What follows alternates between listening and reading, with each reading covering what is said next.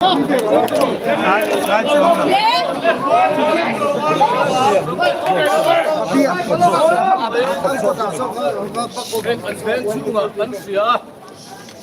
hết kỳ sát mà lần này chúng ta cần phèn cần mua phâu nữa nè tức là Han Branch Executive Committee cần này dấu chia Executive Committee chuan zai la hian an zanin committee zo la hian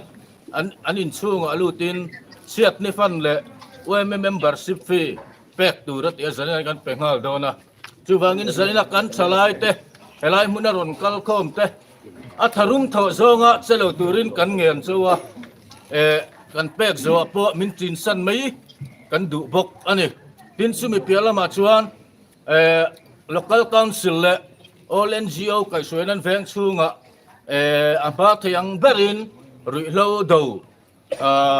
kan du lo zia ruilo kan du lo zia lan tirna nei kan tuma chu kong zo kan nei do na chumi huna chuan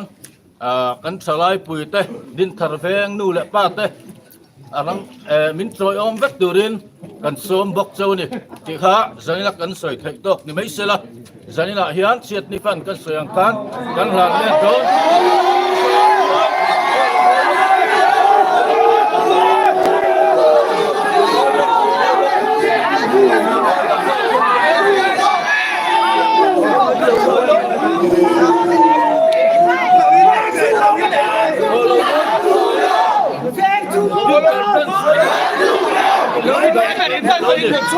amar dan kalau tayang berin oi me na kanti sang ber kanti thai sang ber zai na hen kanti don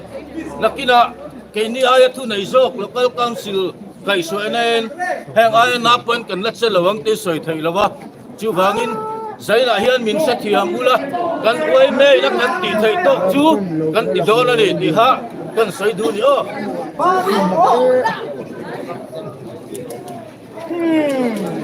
Never.